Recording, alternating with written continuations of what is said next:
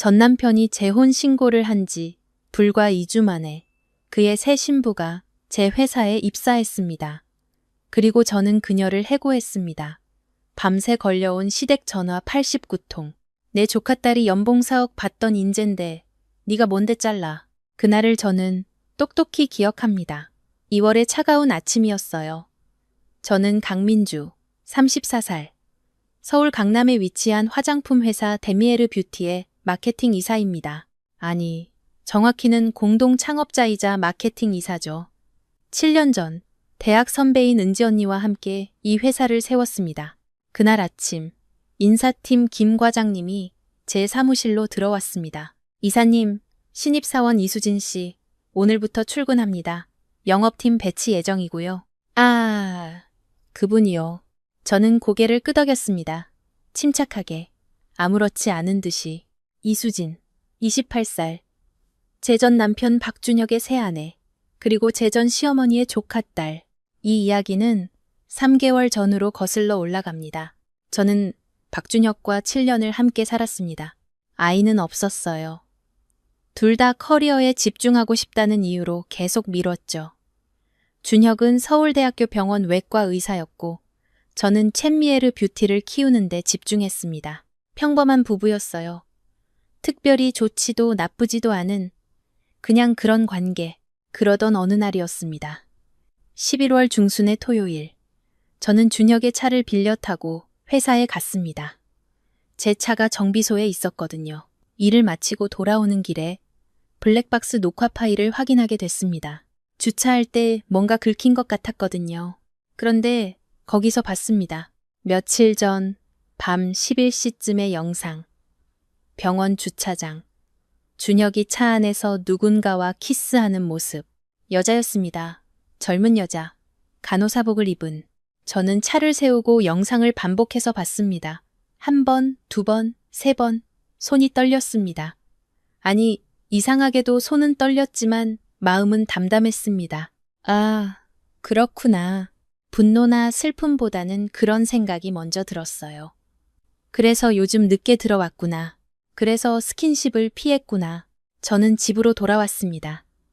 준혁은 당직이라며 집에 없었죠. 저는 그날 밤 혼자 앉아서 생각했습니다. 이혼하자. 더 이상 의미 없는 관계를 끌고 갈 필요가 없다고. 다음 날 아침, 준혁이 돌아왔을 때 저는 블랙박스 영상을 보여줬습니다. 이게 뭐예요? 준혁의 얼굴이 새하얗게 질렸습니다. 민주야, 이건 설명은 필요 없어요. 이혼합시다. 민주야, 잠깐만. 저도 오래 생각했어요. 우리 사이는 예전 같지 않았잖아요. 그냥 이렇게 끝내는 게 서로에게 좋을 것 같아요. 저는 담담하게 말했습니다. 울지도 않았고 소리 지르지도 않았습니다. 그냥 사실을 말했을 뿐이에요. 준혁은 뭔가 말하려다가 입을 다물었습니다. 그의 눈빛에서 죄책감과 동시에 안도감이 보였습니다. 아마 그도 끝내고 싶었나 봅니다. 알았어. 합의 이혼하자. 우리는 그렇게 빠르게 정리했습니다. 재산 분할도 간단했어요. 각자 번 돈은 각자 가지기로. 집은 준혁이 가져가고 저는 현금으로 반을 받았습니다. 2주 만에 모든 서류가 완료됐습니다. 12월 초였죠. 저는 회사 근처에 새 아파트를 계약하고 이사했습니다. 혼자 사는 삶이 시작됐어요. 그런데 이혼한 지 정확히 6주 후 1월 중순 저는 우연히 준혁의 SNS를 봤습니다. 사실 블록하려고 들어간 건데 그의 프로필 사진이 바뀌어 있었어요. 결혼 사진이었습니다. 설마. 저는 사진을 확대했습니다. 준혁 옆에 서 있는 여자, 웨딩드레스를 입은 여자는 블랙박스에서 봤던 그 여자였습니다. 댓글들을 봤습니다. 준혁아, 축하해. 수진이 예쁘다. 수진아, 우리 준혁이 잘 부탁해. 수진, 이수진. 저는 이상한 기분이 들었습니다. 6주. 이혼한 지 겨우 6주 만에 재혼이라니. 그날 저녁, 제 전 시어머니. 아니, 이제는 박 여사라고 불러야겠죠. 박 여사에게서 전화가 왔습니다. 민주야. 아, 안녕하세요. 박 여사님, 제가 호칭을 바꾸자 전화 너머로 잠깐 침묵이 흘렀습니다. 그래, 준혁이 재혼 소식 들었니? 네, SNS에서 봤습니다. 그래. 사실은 내게 부탁할 게 있어서 전화했어. 수진이 말이야. 우리 집안 조카 딸이야. 착하고 똑똑한 애지. 그런데 결혼하면서 병원을 그만두게 됐거든. 네가 화장품 회사 이사잖아. 수진이 좀 받아줄 수 있니? 저는 순간 웃음이 나올 뻔했습니다. 하지만 참았습니다. 아, 그러시군요. 수진이가 서울대 간호학과 나왔어. 영어도 잘하고 똑똑하다고. 연봉도 4억까지 받았던 인재야. 내 회사에 도움이 될 거야. 4억. 간호사가 연봉 4억이라니. 과장이 심하긴 하지만 저는 그냥 듣고 있었습니다. 검토해보겠습니다. 아이고, 고마워. 수진이가 다음 주부터 출근할 수 있대. 연락처 보내줄게. 전화를 끊고 나서 저는 가만히 앉아 있었습니다. 그리고 웃었습니다. 재미있네. 제 전 남편과 결혼한 여자를 제가 뽑아달라고? 보통 사람이라면 거절했겠죠. 아니, 화를 냈겠죠. 하지만 저는 달랐습니다. 들어와 봐, 이수진 씨. 다음 날, 저는 인사팀 김 과장을 불렀습니다. 과장님, 이수진이라는 분, 서류 검토 부탁드립니다. 영업팀 신입으로요. 아, 네. 박 여사님 소개로 오신다는 분 맞죠? 네. 근데 과장님, 제가 부탁 하나 드릴게요. 저는 낮은 목소리로 말했습니다. 이수진 씨 컴퓨터 활동을 모니터링 해주세요. IT팀에 요청하시고요. 조용히요. 김 과장은 눈을 깜빡였습니다. 이사님, 혹시, 네. 제 개인적인 이유도 있지만 회사를 위해서이기도 합니다. 검증되지 않은 인력이니까요. 혹시 모르잖아요? 김 과장은 천천히 고개를 끄덕였습니다. 알겠습니다. 이수진의 첫 출근일. 2월 3일 월요일. 저는 일부러 점심시간에 구내식당에 갔습니다. 보통은 사무실에서 먹는데 그날은 달랐죠. 식당 입구에서 그녀를 봤습니다. 이수진. 사진보다 예뻤어요. 긴 머리에 화사한 메이크업. 명품 가방을 들고 있었습니다. 그녀 옆에는 영업팀 박 대리가 있었습니다. 수진 씨, 여기가 구내식당이에요. 점심은 보통 여기서 먹고요. 아, 네. 그런데 메뉴가 별로네요. 저는 보통 밖에서 먹는데. 이수진의 목소리가 들렸습니다. 약간 불만스러운 톤. 박 대리가 난처한 표정을 지었습니다. 하하, 그래도 맛있어요. 한번 드셔보세요. 저는 그들을 지나쳐 음식을 담았습니다. 그리고 자리에 앉아 천천히 식사를 했어요. 이수진이 다른 직원들과 함께 앉았습니다. 그녀의 목소리가 또 들렸어요. 저는 서울대학교 병원에서 일했었어요. 거기 의사분들 정말 똑똑하시더라고요. 특히 우리 남편. 아, 제 남편이 외과 의사거든요. 직원들이 아 하며 반응했습니다. 남편분이 의사시구나. 부럽다. 네, 준혁 오빠가.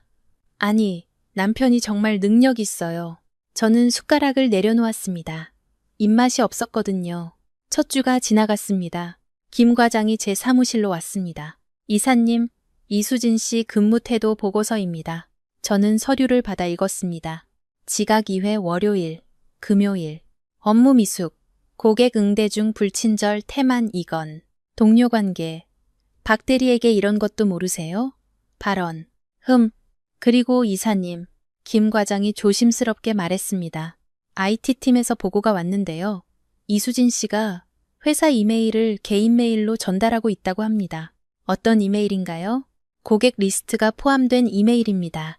그리고 신제품 개발 관련 기밀 문서도요. 저는 고개를 끄덕였습니다. 계속 모니터링 하세요. 그리고 법무팀에도 알려주시고요. 네, 알겠습니다. 2주차가 지나갔습니다. 이수진의 행동은 점점 더 대담해졌습니다. 어느 날 오후, 저는 복도에서 그녀와 마주쳤습니다. 아, 이사님. 이수진이 저를 보고 눈을 크게 떴습니다.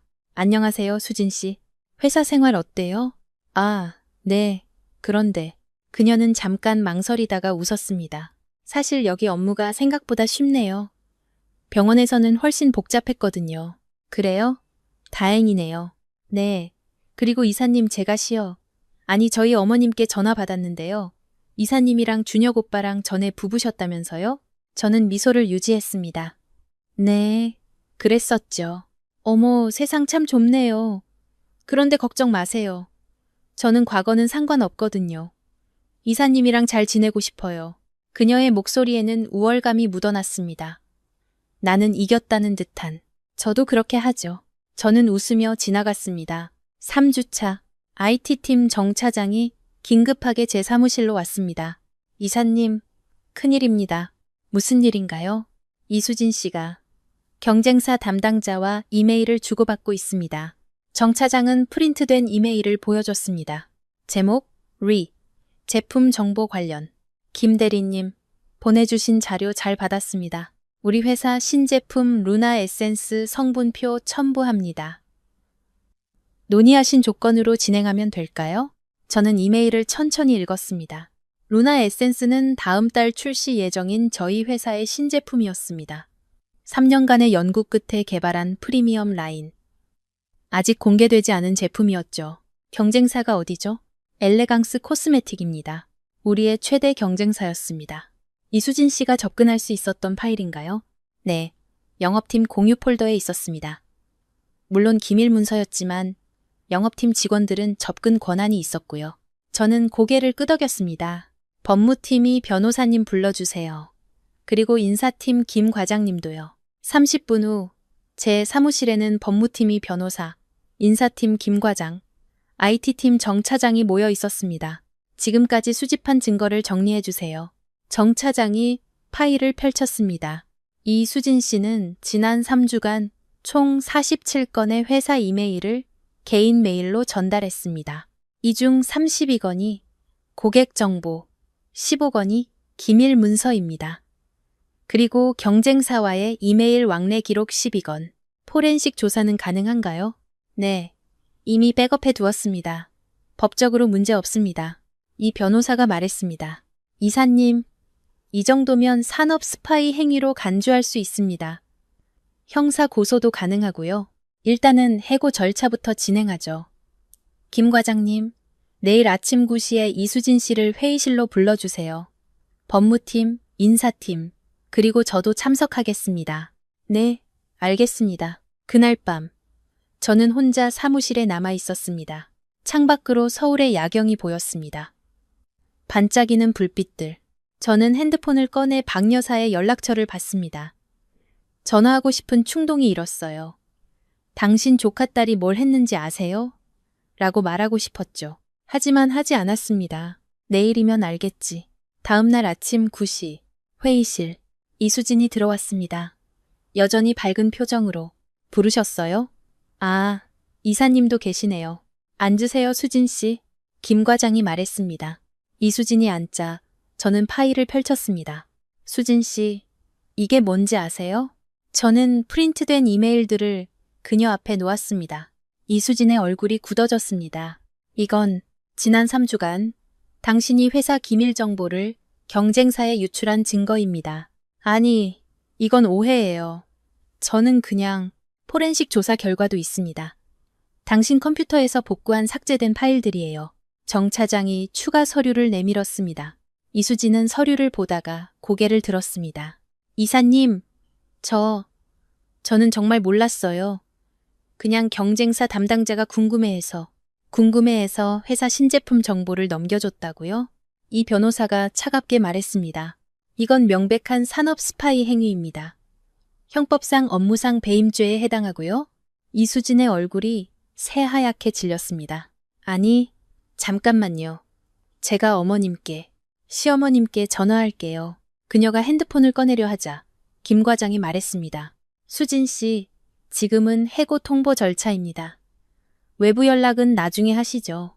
해고? 해고라고요? 이수진이 소리를 질렀습니다. 제가 뭘 잘못했다고 해고해요?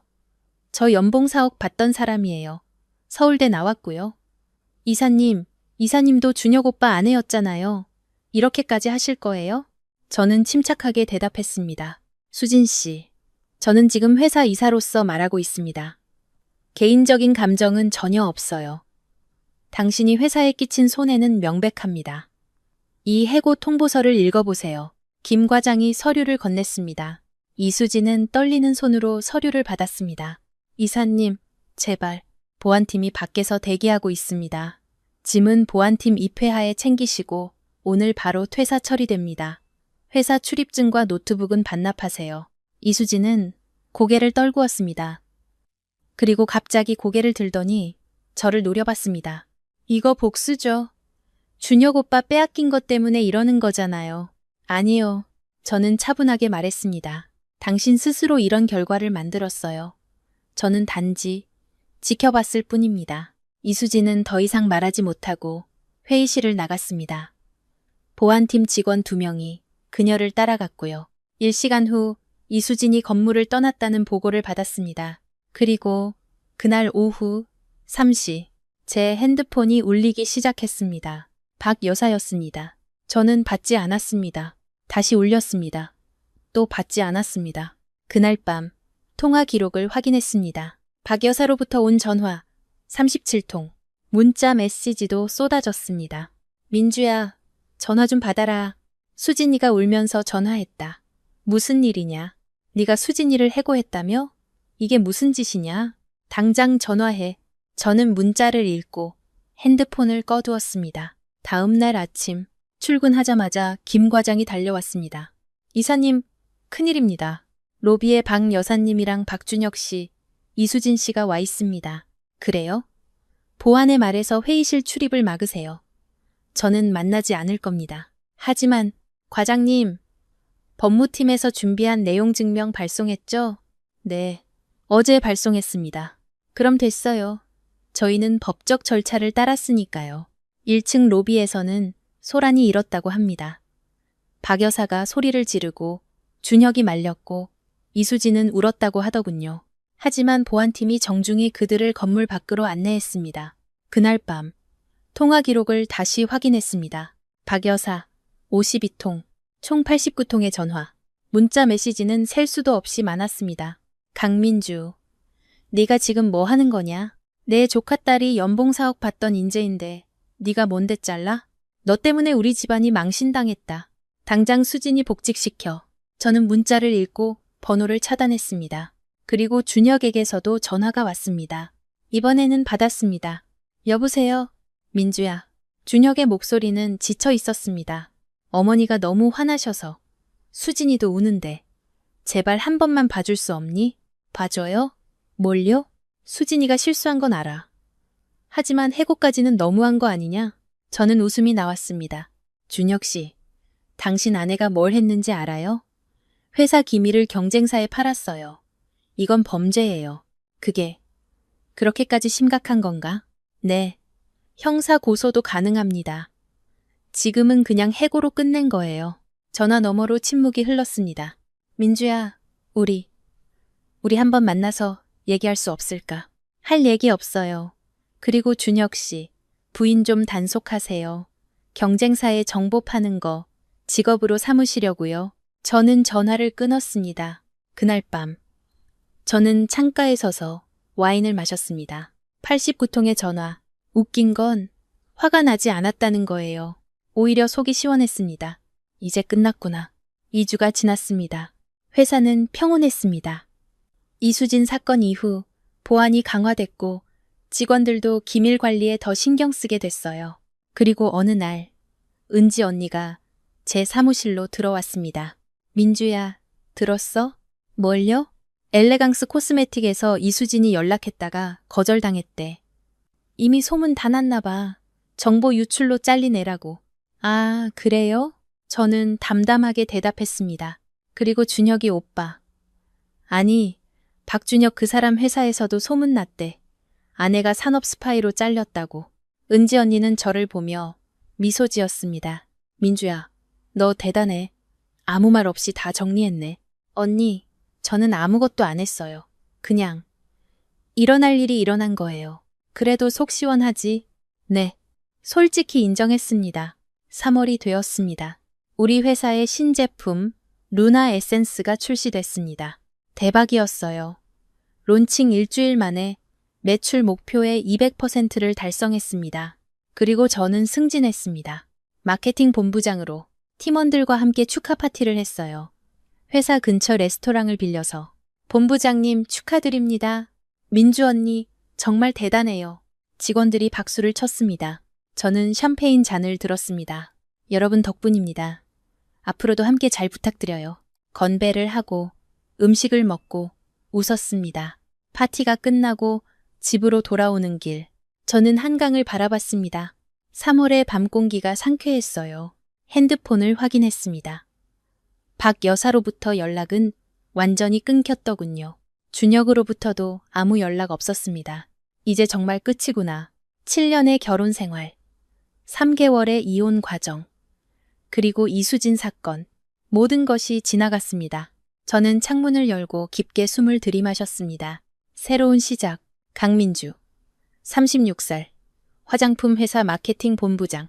이제 저는 제 삶을 살 겁니다. 그날 밤, 저는 일기장을 꺼내 한 줄을 적었습니다. 때로는 가장 강력한 복수는 잘 사는 것이다. 그리고 덧붙였습니다. 아니, 복수가 아니라 그냥 제대로 사는 것. 그게 답이었다. 일기장을 덮고 불을 껐습니다. 내일은 또 새로운 하루가 시작될 겁니다. 그리고 저는 준비되어 있습니다. 더 이상 누군가의 아내도 며느리도 아닌 그냥 저 강민주로서 끝. 아, 맞다. 하나 더. 6개월 후 우연히 소식을 들었습니다. 준혁과 수진이 이혼했다고. 수진이 직장을 구하지 못해 집에만 있고 준혁의 병원에서도 소문이 나서 분위기가 안 좋았다고. 결국 둘은 6개월 만에 갈라섰답니다. 저는 그 소식을 듣고 아무 감정도 느끼지 못했습니다. 그렇구나. 그게 전부였어요. 이제 그들은 제 인생과 아무 상관없는 사람들이니까요. 저는 지금 새로운 프로젝트를 준비하고 있습니다. 일본 시장 진출. 은지 언니와 함께 도쿄에 지사를 낼 예정입니다. 인생은 계속됩니다. 그리고 저는 앞만 보고 걸어갈 겁니다. 과거는 과거일 뿐이니까요. 지금 이 순간이 제일 중요하니까요. 그렇게 저는 오늘도 내일도 제 길을 걸어갑니다. 강민주, 화장품 회사 마케팅 본부장, 그리고 무엇보다도 제 인생의 주인공. 이것이 제 이야기입니다.